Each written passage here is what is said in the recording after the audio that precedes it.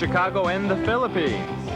A comprehensive review of the week's special community events, featuring many exciting personalities, handled by the most professional Chicago Philippine Reports TV staff. Good afternoon and welcome to the Chicago Philippine Reports TV, still the #1 Filipino show in the Midwest. I'm Girly Pascual. Welcome to our show. Today we have all the top stories from the Philippines. We also have what's happening in our own Filipino-American community of Chicago. We have interesting interviews led by our very own executive producer, Miss Veronica Layton.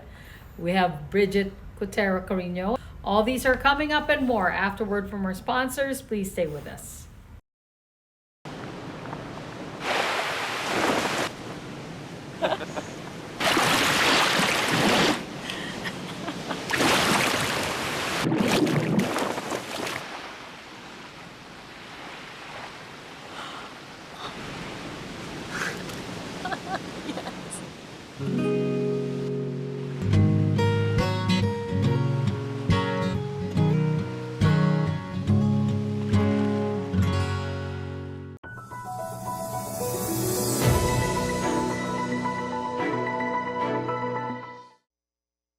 Davao City 1st District Representative Paulo Duterte, former Bureau of Customs Commissioner Nicanor Faildon, Vice Presidential husband Attorney Man Scarpio and others are facing a smuggling complaint before the Department of Justice in connection with the seizure of 6.4 billion smuggled shabu in 2017. In the complaint affidavit filed by former Senator Antonio Trillanes, the three respondents including Nilo Abellera Jr., Pompey Perez, Allen Capuyan, Charlie Tan, Teofilo Joseph Bacud, Neil Anthony Estrella, Nani Cabato Coronacion, also known as Tita Nani, committed conspiracy in the smuggling of 600 kilos of shabu. Trillanes based his complaint on the committee report of the Senate Blue Ribbon Committee, which conducted hearings on the incident. In his complaint, Trillanes said the DOJ should investigate the respondents, whom he referred to as big fish, in reference to a Supreme Court decision which lamented the apparent focus of authorities on small fry in drug smuggling cases. Ang pinakang drug lord dito ay si Charlie Tan, nakapartner ito ni Michael Yang. Magkapareha sila ng triad. Tapos ang naging protector ay sila Pulong Duterte at Man Scarpio. Tapos ang mga naging facilitators naman ito na naipasok ito at naipuslit palabas ng customs ay sina Faildon, sina Allen Capuyan at iba pa. Trillanes recalled in the complaint that on May 17, 2017, the shabu shipment from China arrived at the Manila International Container Port and was approved for release through the Green Lane, or express lane, which requires no further screening such as X-ray. Trillanes urged the DOJ to initiate a preliminary investigation and the subsequent filing of charges of violation of Republic Act No. 9165 or the Comprehensive Dangerous Drugs Act of 2002 against all respondents. Also for Duterte, Carpio, Abellera, Capuyan, Estrella, Bacud, and Faildon, Trillanes said they should be charged with violation of Republic Act No. 3019 or the Anti-Graft and Corrupt Practices Act. Yung judiciary naman natin, by and large, functioning siya at patas siya. Except for the cases na may interest yung mga Duterte, pag sa ganon talagang minamaniobra nila at pinipilipit yung batas at hudikatura para mapaboran sila at maproteksyonan sila. Ngayon, so far, wala na tayo nakikitang ganon, kaya natin to i-final. But former Duterte spokesperson Attorney Salvador Panelo counters by saying Trillanes has been filing fake cases against the Dutertes. The word fake, he must be referring to himself because he has been filing fake charges against almost everybody. As a citizen, if you file charges against a particular person, the Constitution says you're presumed innocent until charges are proven in court. In a statement, Representative Duterte said he welcomes the drug smuggling case filed by Trillanes. Duterte maintained his innocence, adding he is confident that the judicial process will clear his name. He also says it is important to rely on legal institutions rather than resorting to trial by publicity. A state of calamity has been declared in 8 municipalities in the province of Cavite after the oil spill in Bataan reached these areas. The affected areas are Bacoor, Kawit, Noveleta, Rosario, Tansan, Naik, Maragondon, and Ternate. Cavite Governor John Vic Remulla has also declared a shellfish ban.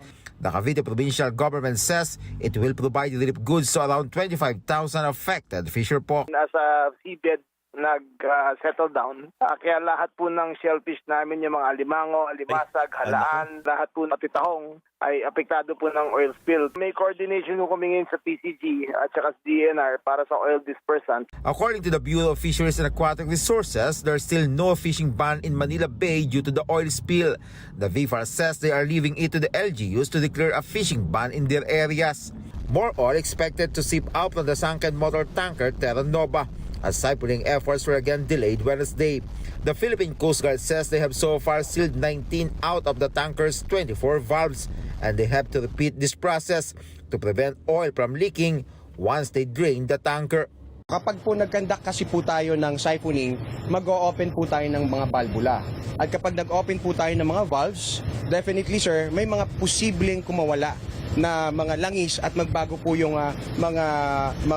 yung bigat po ng barko, gumalaw siya and things of that nature po na inaasahan natin na posibleng magkaroon ng pagbabago kung saan nakapwesto po yung mga nailagay na seal at copy. The PCG cannot provide a definitive date on when siphoning will begin. Lieutenant Commander Michael John Encina admits strong currents and a shortage of divers are making it difficult to complete their mission.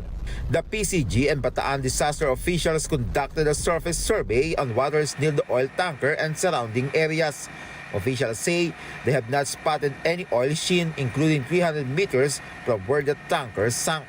While no oil has reached the shoreline of Bataan, the health department has begun testing groundwater to determine if it is safe for drinking. Meron ho tayong mga toxicologist, yung mga espesyalista ng Bataan General Hospital na umiikot na ho doon sa mga apektadong area kung saan nagbibigay na ho sila ng mga orientation para alam ng ating communities what they should do, what are the things that they should prevent kapag sakaling merong mga epekto na ganito. Aside from the potential health effects of the oil spill, people's livelihood is also being threatened. Fish vendors in Limay say consumers steer away from fish products. Marami pong hindi nakakabili dahil sa oil spill. Kaya sana po mabigyan po kami ng kahit kunting biyaya. Meanwhile, the Bataan provincial government is preparing legal actions to hold the owner of the sunken motor tanker accountable and ensure compensation for those affected. We want to make sure na yung mga kababayan namin na naapektuhan will be able to submit the necessary documents.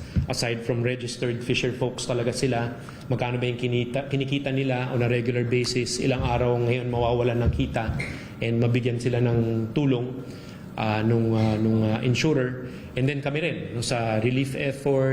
Bataan officials say the oil spill is seen to affect 9,000 to 11,000 registered fisher folk in 9 towns. Disaster officials are recommending the declaration of a state of calamity again due to the effects of the oil spill. Meanwhile, the Philippine Coast Guard is also preparing to empty out motor tanker Jason Bradley, which sank in Marabeles, also in Bataan. A similar sealing operation was also done on the tanker prior to the siphoning efforts. The vessel is carrying more than 5,000 liters of diesel. Still in Bataan, Philippine authorities are tracking down the owner of the ship MV Mirola 1 that reportedly ran aground in Marabeles on July 23. The incident was only reported several days later. So far, no one is claiming the vessel, which reportedly did not issue a distress signal. MV Mirola 1 was found to be carrying diesel fuel. Mirola 1 po contains a diesel fuel oil. Diesel fuel oil is considered to be a light type of oil which can dissipate kapag po nasa dagat na po siya by natural weathering. So meaning po sa init ng araw, alon, nawawala po siya. But we do not say na hindi po natin to inaaksyonan. The Coast Guard has since taken preemptive measures to prevent an oil spill. Authorities also say they did not see any crew member from the ship.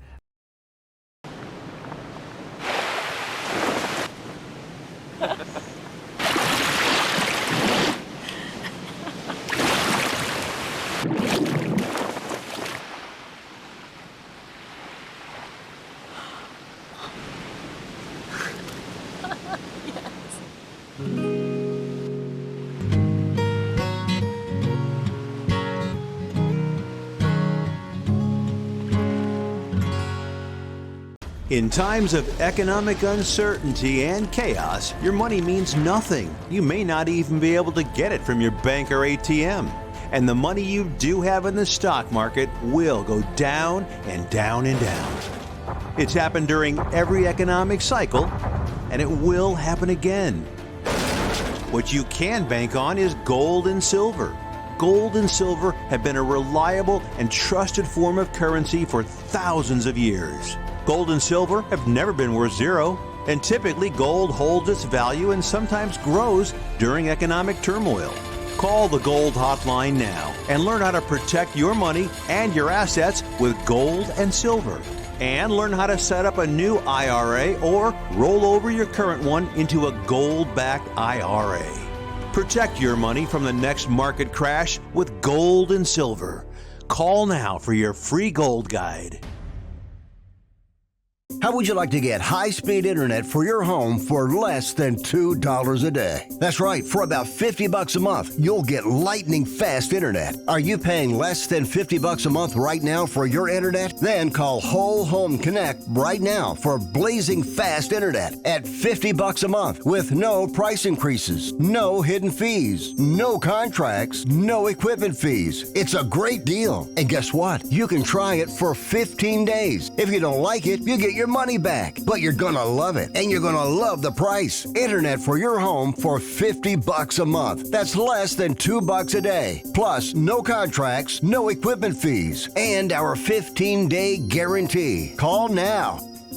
Call 800-555-1212. That's 800-555-1212. Again, 800-555-1212. Don't wait. Call us right now. Do you need to get your hands on some extra money right now? Maybe $25,000 or more? If you're a homeowner, now is the perfect time to get cash out. While homes in many neighborhoods like yours have gone up in value, you can use the money for anything. It's yours. You can buy an investment property, pay for college, pay off higher interest debt, or make home improvements. A cash out refinance is the perfect solution to get the cash you need. If you need $25,000, $50,000, or even $100,000, now's the time. Home values are up, and so is your equity. We offer you a way to use it. No need to sell your home or use your savings. Call New American Funding now and speak to a cash out refi specialist and see how much cash out you can get. Call New American Funding at 855-332-3929. That's 855-332-3929. Call 855-332-3929. Via Times, vital news, vibrant views for the Filipino Asian communities in Chicago. Via Times for your most interesting and exciting reading and your party coverages. Via Times has very interesting columnists. You name it, Via Times has it. Law, Filipino news, dentistry, immigration, humor, serious opinions, health, beauty, mysticism, Bata Corner, showbiz, and intelligently written editorials. Call Via Times at 773-866-0811.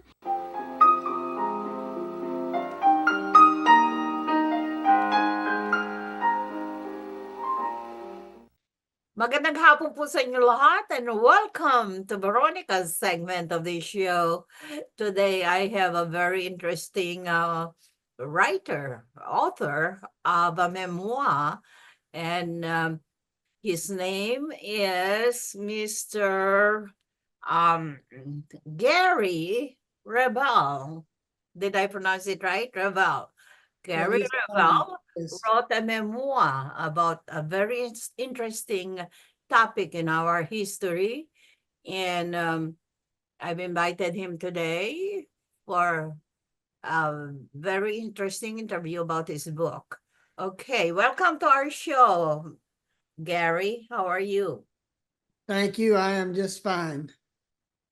Good. Okay, Gary, you wrote a memoir entitled To Live or Maybe Not Memoir. Is that the correct title? That's it. And it's about the time when our hero, Martin Luther King, was assassinated. Correct? Yes, it does deal with that in the book, and lots of other things. All right. Okay. Okay. First thing, why did you write this memoir? Well, in 2006, I found a book published by the U.S. government about the Martin Luther King assassination online, which had my name in it because I had been a special investigator working with the House Select Committee on Assassinations in 1977, but I was undercover. I was covert, and Richard Sprague, who was the chief counsel, had told me my name would never be mentioned by the government as being an investigator on it until I agreed, until I allowed them to do it. Well, when I found this book online by the government, and it had my tapes that I recorded, the transcripts of the tapes that I recorded, and then it had me speaking, my name's Gary Revel, I'm the special investigator, working on the case. It just blew me away because I had threats, and a member of my family had been killed, and it'd been a horrible situation for me. And that's when I realized, well, no wonder, because they've known about me all this time, and I didn't even know, And the book was published like in 1980, I believe, or 79. So when I found it in 2006 on Google, I decided, well, you know what, I better write my book myself so I can tell the truth and give a report from my investigation that won't be influenced by a conspiracy theory of any of those other things. Just write the facts, just write my story. So that's why I wrote the book. After so many years that it had happened, why is it now that it's only now that you thought of writing a memoir about this incident? Well, I started writing it in 2006, and all this time I've had a number of editions out. This edition is the 28th edition, and I'm thinking it's the final edition. But why I finally had to finish it up the way I did was I had to add some things that I'd left out, some very important details that I had left out, and bring it up to date and acknowledge my final report, which I only did. I did a final report to the President of the United States, to the House of Representatives, to the Senate, and to a couple of the agencies and departments of the United States government only a couple of years ago. So I had to bring everything up to date so everybody could know that there is a final report online, and that report is my official fact-finding report of my investigation. It has nothing to do with conspiracy theories or anything like that. It's just a factual report of what I found to be true. You were very young at the time that it had happened. How old were you then? I was 27 when I began the investigation. Was the incident kind of scary for you when the government intelligence approached you? Well, when my attorney, a friend of mine and a partner named Jack Kershaw, who I was working with in Nashville, Tennessee at the time. Now, I've lived in Hollywood, New York, Memphis. I've spent over 30 years in Hollywood and Los Angeles, but at the time I was living in Nashville, Tennessee. And my partner and business acquaintance and attorney friend, Jack Kershaw, was representing James Earl Ray. And I was in the office one day. I'd done some other investigations for him, and he came to me one day and showed me a newspaper article telling about him representing James Earl Ray. And he said, I want you to put— It's 12 o'clock. I want you to put some of your naval intelligence and investigative experience to work on this case. He said, I want you to investigate the assassination of Martin Luther King Jr. Well, I didn't immediately say yes, because I knew the danger of that kind of work, because I'd done that kind of work before. So I said, let me think about it. So I was a member of a church, and we were having a revival, what's kind of like a rolling revival. It would go from one church to the next church. Every night there would be going to a different church. So I was at a church, and it was an African-American church one night, and I knew the pastor. I'd met him a few times before. We didn't know each other really well. So, and nobody knew anything about my investigative work because that was all done undercover and covertly. But after he finished his sermon, I was sitting near the back. He came back to me and he said, Brother Gary, God wants me to tell you something. And I said, okay, what is it? He said, well, the Holy Spirit has instructed me to tell you these words. Quit playing around in the shallow water and get on out there where it is deep. Well, I knew what he was talking about. He did not know, what I was thinking of doing. And that was to me, that was a word from God saying, yes, investigate the Martin Luther King assassination. So that's when I made up my mind and agreed to do it. And that's where it really started. Wow. With a little bit of God's intervention there. Right. All right. Very good. Yes. And he's protected me, and he's protected me all this time. I mean, people have tried to kill me and done all kind of horrible things against me and families and killed associates and even my brother. But for myself, God has protected me all this time, Great. Terrific. So the time when you met with the accused assassin who was jailed at the time, Mr. James Earl Ray. Right. How? Okay, with your meeting with Mr. Ray, how did it feel like? What was the experience like? Well, what I did after I decided, I went back to the attorney friend of mine, Jack Kershaw, and I told him, I said, look, Jack, I will investigate the assassination of Martin Luther King. And the committee had President John F. Kennedy also as one of the mandates for us to investigate. So one would lead to the other. But I told him, I said, but I have to meet James Earl Ray. I have to sit down with him, talk to him. I shake his hand, look him in the eye, because I have to, in my own heart and mind, I have to decide if I think he's a killer or not. Because if he doesn't have the disposition and the inclination to be someone who would murder someone in cold blood, then that's an immediate, kind of a problem in building a case against him. So that's why, and he said, okay, and he arranged with the warden for me to meet James Earl Ray. I met with him. He was humble and kind of had a kind of a humorous approach to things. And I sat down with him and I said, James, just tell me your story. I said, this will be just between me and you. It will not be used against you in any way whatsoever. And I explained how I'd done intelligence work and I knew he was in the Army and he had done some police work for the Army. So we kind of understood each other in a way that a lot of people wouldn't. And he was able to really sit down and tell me the whole story and probably tell me things and in ways explain things that he never had before and he never has since.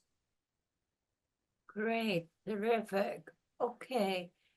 Can you say, is there some kind of a moral lesson in everything that you wrote about?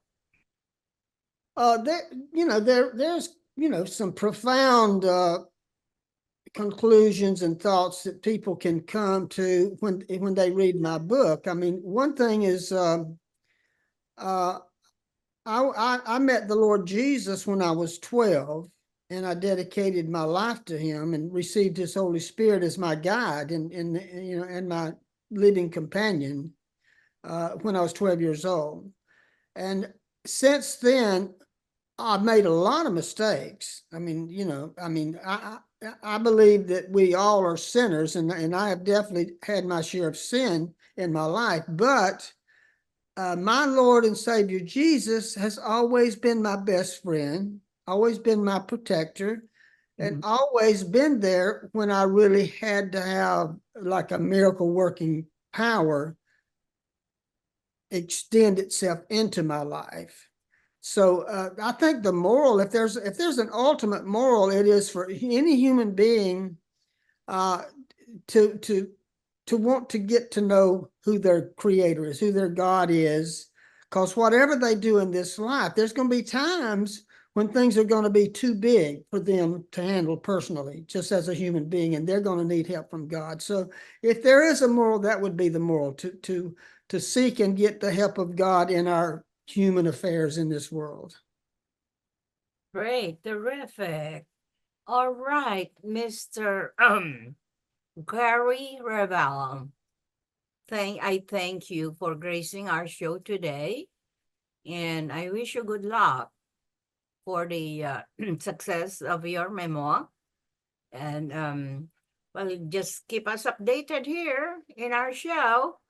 And you really have a good day today. Okay. What do you want to say one last word to our viewing audience? Well, yeah, I would like to say, well, first, thank you for having me on your show.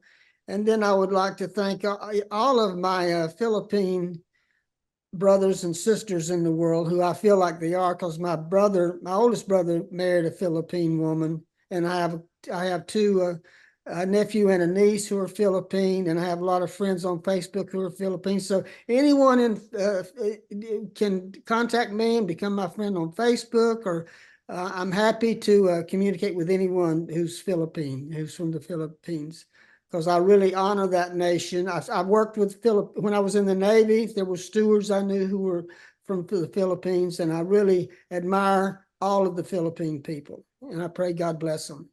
Very good. Thank you so much. Maraming salamat sa iyo, Gary.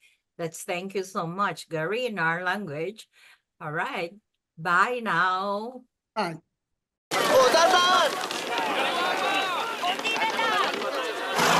Yan! Dito na! Perfect!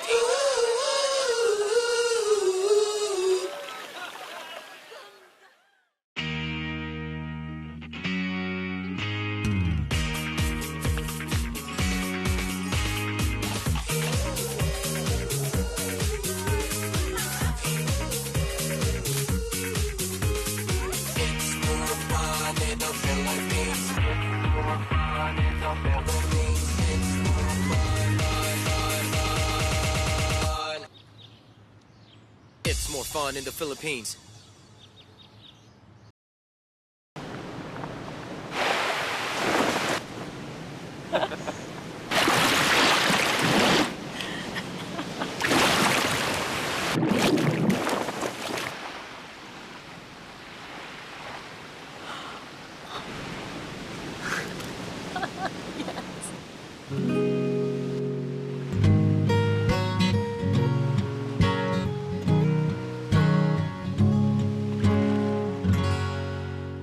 Magandang hapon po sa inyo lahat, and welcome to Veronica's segment of the show. Today, I have a very exciting, interesting personality, a Filipino-American, and she's a lawyer, and she's running for judge in DuPage County of Illinois.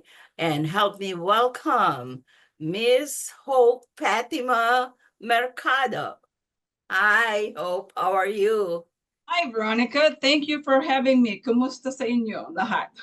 All right. Kumusta? And I invited you here today because just like what I said in my intro, you're a lawyer right now, and you are running for judge.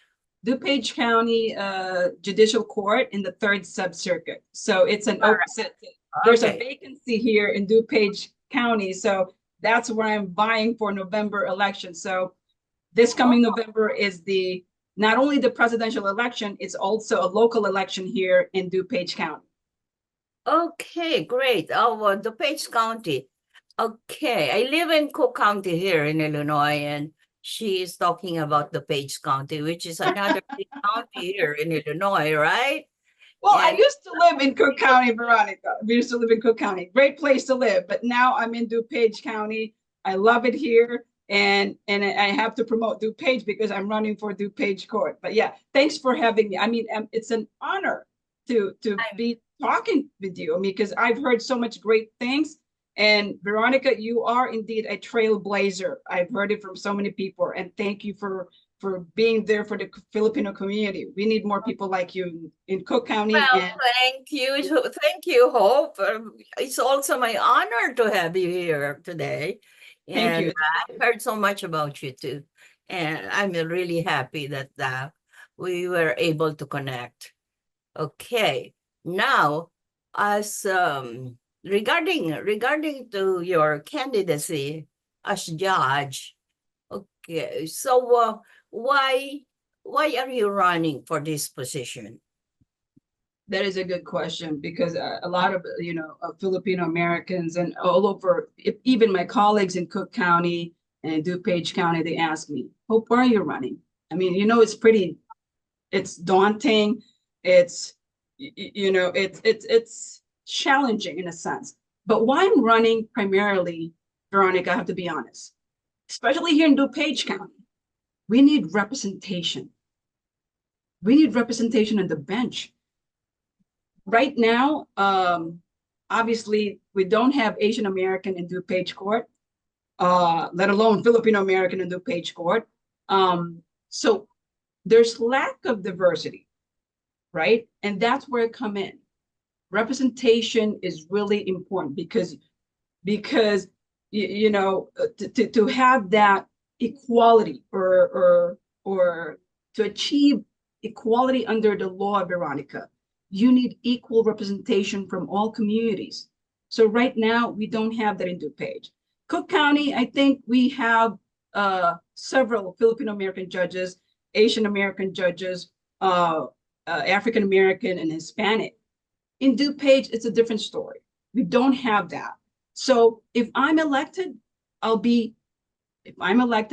need the support of all Filipino American communities and all communities here in DuPage. If I'm elected, I'll be the first Filipino American in DuPage Court. I'll be the first Asian American woman in DuPage Court. So the stake is high. And I'm working hard every day just to spread the word to everyone, all the residents in DuPage County. So that's primarily the number one reason that I'm running.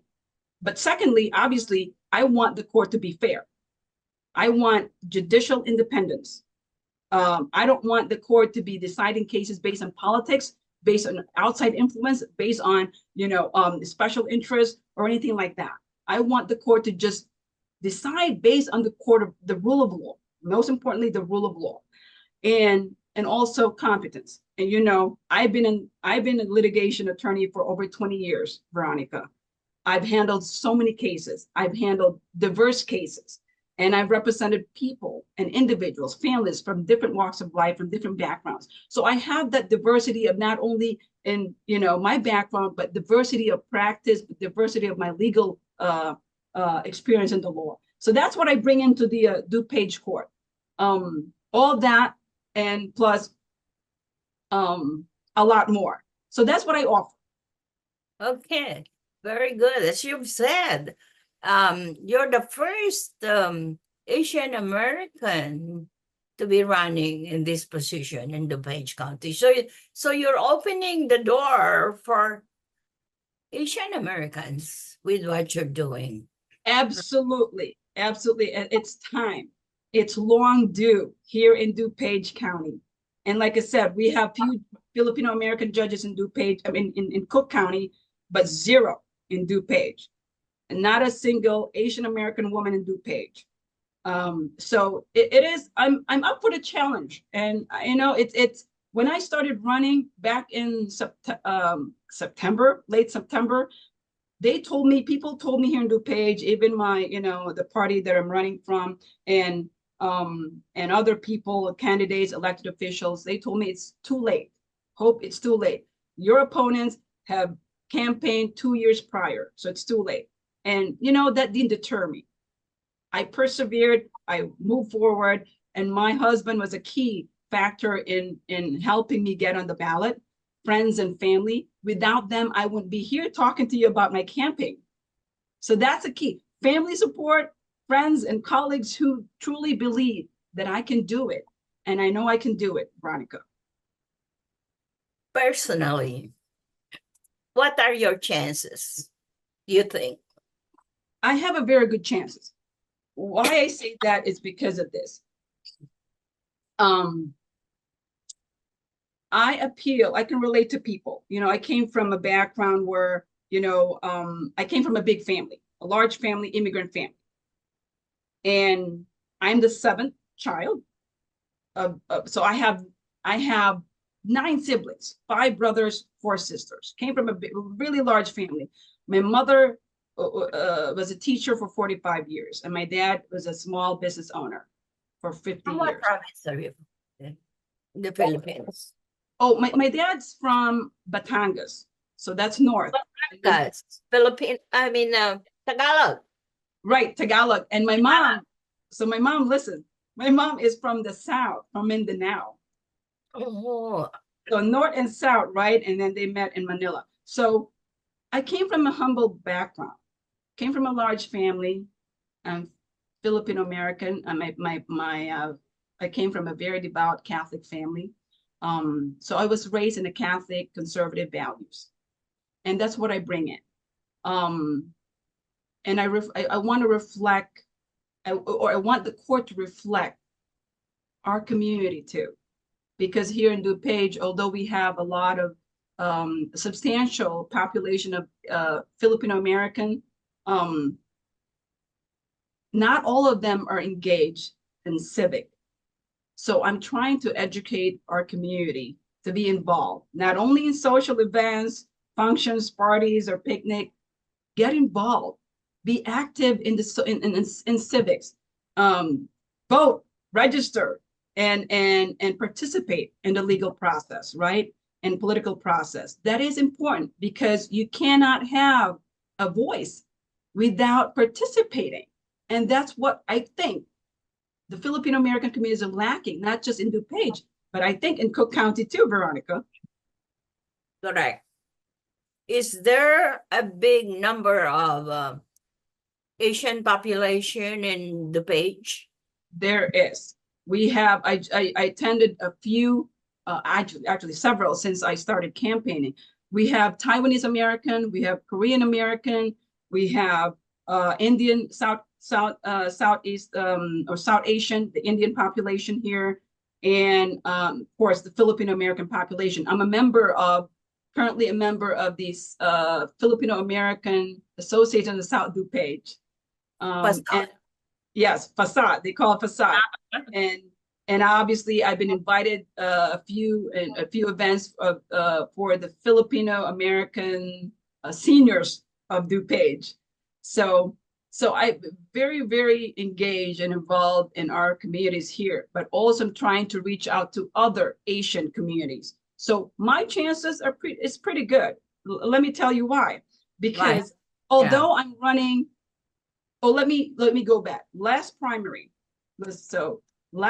election in March, I got the most votes of all judicial candidates for DuPage, Veronica. I am so blessed.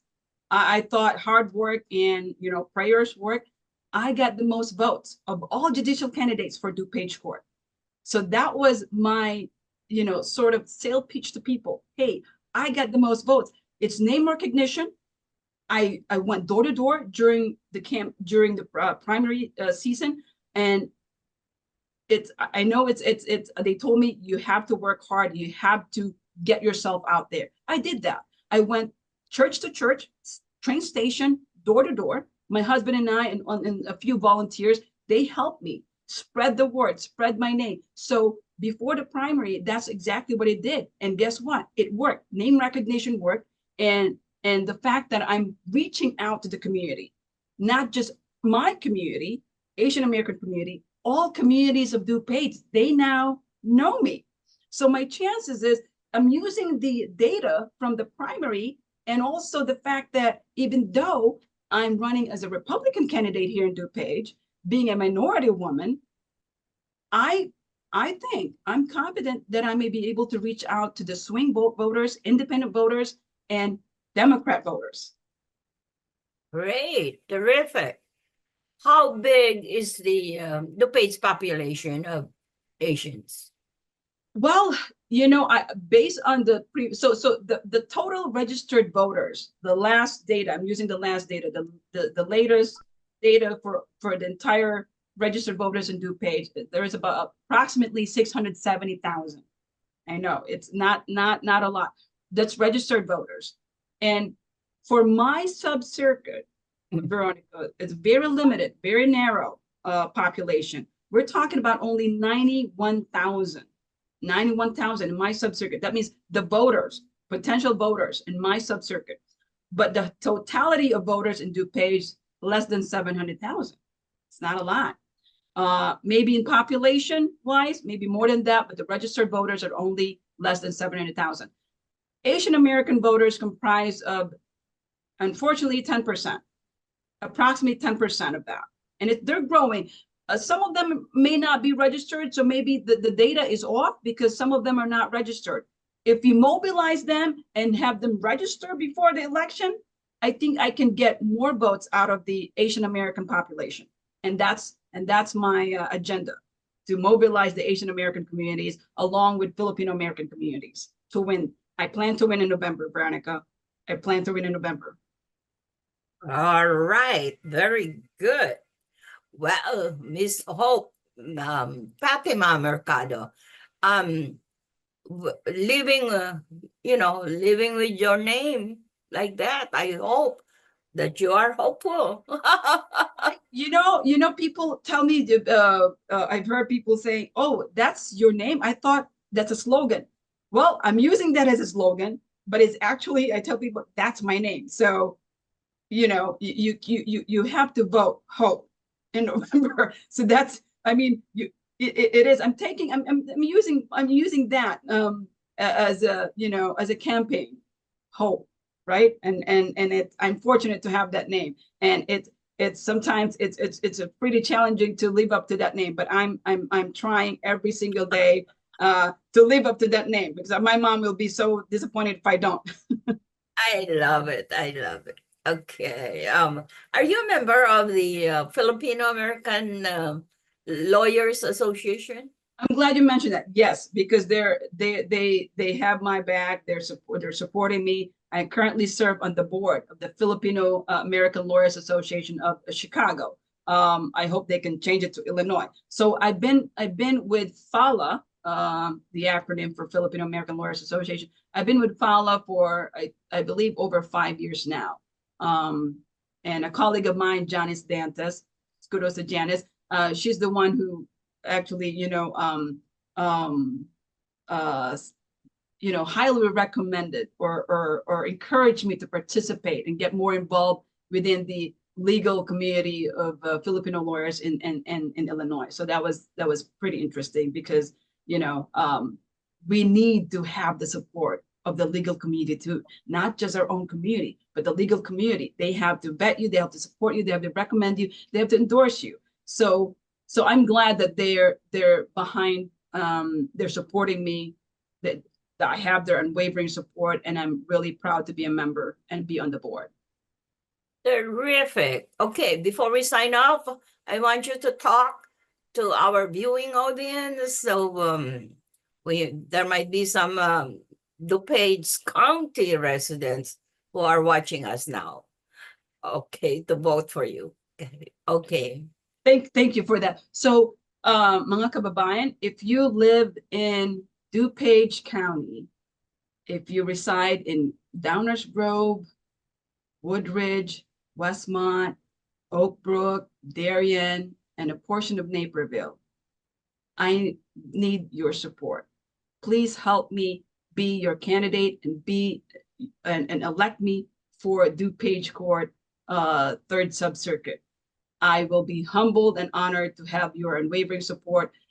If you want to know more about me, please visit my website at electhopeforjudge.com. And if you want to know more about me, you can call me, send me an email, or just reach out to Veronica. She has my information. Thank you, Veronica, for this opportunity, and God bless you all. Yay! Thank you, Hope. I'm so proud of you. Thank you, Veronica. This is great. This is great. And I wish you good luck. And Thank you. And also don't hesitate to give us a call if you need some help for some more broadcasts. Absolutely, absolutely. Oh, by the way, I just want to plug my 4th of July parade in Downers Grove, in downtown Downers Grove. I have my own lineup there, Elect Hope for DuPage Court. It's going to start at 1 o'clock. The parade start off at 1 o'clock in Downers Grove. So I want to plug that in. And Veronica, I have a next fundraising event in August 21 in Downers Grove. I'll be honored to have you there in my next event in Downers Grove. All right, great. Would love to be there if I could make it. I'll send you an email. I'll send you an email. I'll send you an email reminder. Thank you, Veronica, again. I appreciate your time. Thank you, Hope. Hope Fatima Mercado, a Filipino-American lawyer living in DuPage County, and she's running for a judge. Don't forget her name and her face, of course. She will be appearing in the show most of all if she wins the election. Of course, hopeful, right? I will. That's the plan. Right. Win in November. Okay. Maraming salamat. Hope. Likewise. Thank you, Veronica, for this opportunity. This is a prayer and a reminder. All we have is now. Anak, umuwi ka na.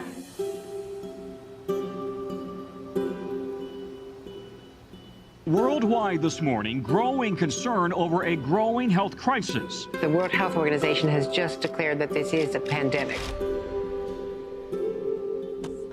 Hi.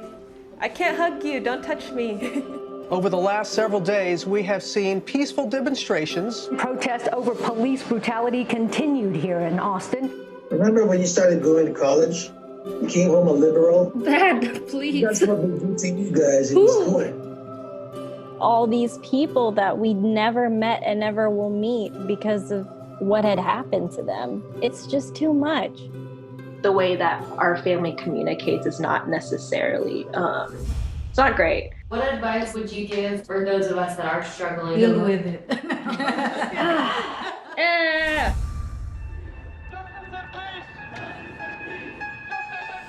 I think the norm for our community has been to just stay silent and keep to your own business. I could definitely be doing more than I'm doing right now, and I know that others can as well. What if someone is called from God to be an activist? I can answer that question. Shouting revolution, oh wow, breaking each tradition. You don't believe in the Black Lives Matter movement? An advocacy group reporting at least 3,800 anti-Asian hate incidents since last March. I'm kind of conflicted. I'm like, maybe I should move home and be here with them. I hope that this moment makes you take a step forward and a step together in the right direction. In order for a subject to not be taboo in our community, there always has to be someone to start that conversation. Yeah. You speak up for me when I can't speak up for myself. And I've seen you do that for other people. I see a lot of people who just kind of cut off friends and family, and I don't think I can do that. I love my parents. This is a symbol of our voices. If you look at your neighbors around you, you will see who stands with you, who stands for you. At least I know that you can stand up. That's the thing I'm so happy about.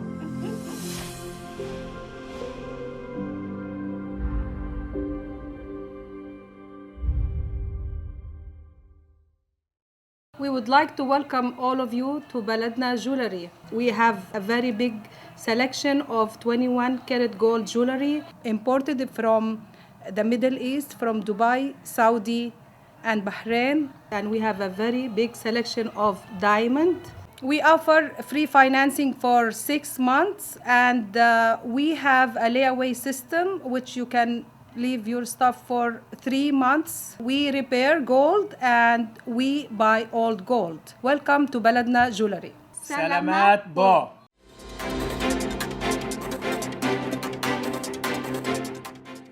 Good afternoon. This is Bridget Carino-Quater bringing you this week's local news from our community. The ILCC is excited to present the Youth Alcohol Awareness Summit event for another year as part of our commitment to safeguarding the public as it relates to underage alcohol use.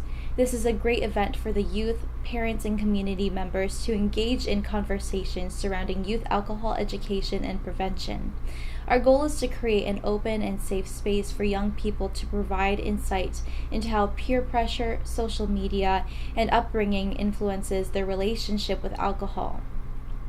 Our Youth Alcohol Awareness Cohort panel discussions will touch on a myriad of topics directly from youth speakers. The topics will cover building trust between parents and children, consent, having fun without alcohol, and more. According to the National Institute on Alcohol Abuse and Alcoholism, nearly 11 million people between the age of 12 and 20 drink underage, and College Drinking Prevention reports 51.5% of college students aged 18 to 22 years old report drinking.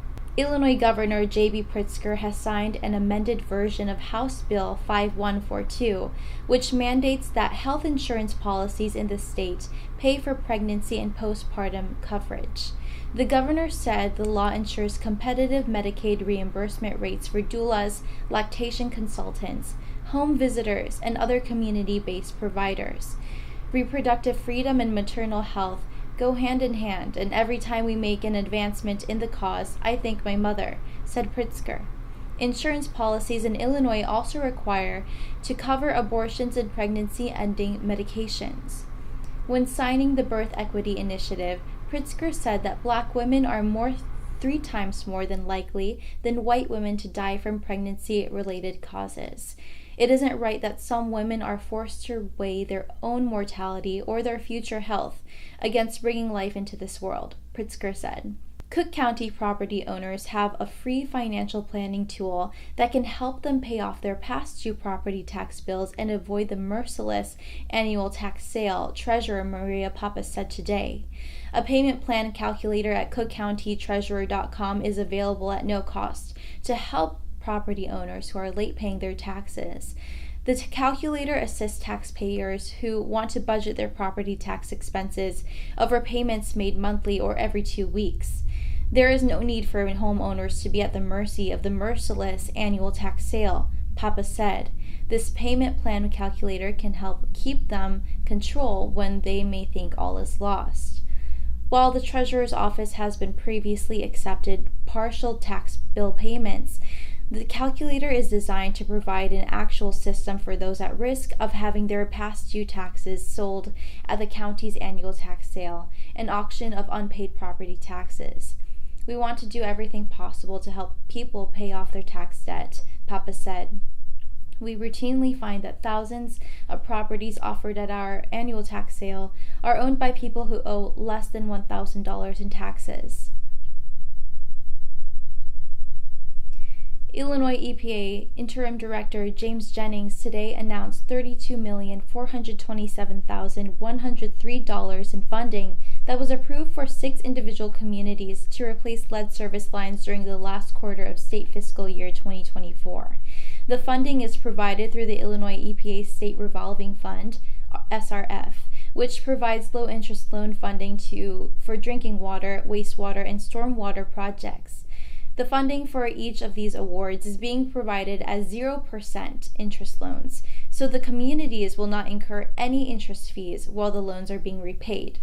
Illinois EPA is proud to partner with these communities as they work to remove lead service lines from their distribution systems, said Interim Director Jennings. Our robust state revolving fund provides communities the essential funding they need to remove these lead service lines sooner, eliminating the potential threat of lead in drinking water. Lead is a toxic metal that can accumulate in the body over time. Lead can enter drinking water when corrosion of pipes and/or fixtures occurs. Service lines are small pipes that carry drinking water from water mains into homes. The Cook County Board of Commissioners approved the Cook County Solid Waste Management Plan 2024 to 2029, the path toward zero waste and a circular economy. At today's board meeting, the approved plan recommends actions to reduce the climate impact of solid waste and provides direction for Cook County's waste prevention, reduction, reassembly, remanufacturing, reuse, repair, repurpose, recycling, composting, collection, and other solid waste-related investments, policies, and practices over the next 5 years. The Illinois Solid Waste Planning and Recycling Act requires counties to develop an initial solid waste management plan and subsequent plan updates that place substantial emphasis on recycling and other alternatives to landfills, to encourage municipal recycling and source reduction, and to promote composting of yard waste. The plan was created by the Cook County Department of Environment and Sustainability in collaboration with the Illinois Sustainable Technology Center.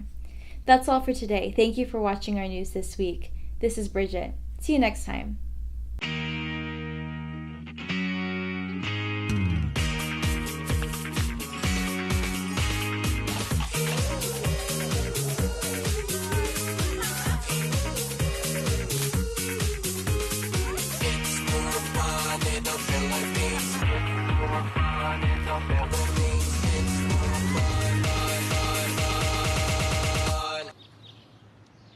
It's more fun in the Philippines.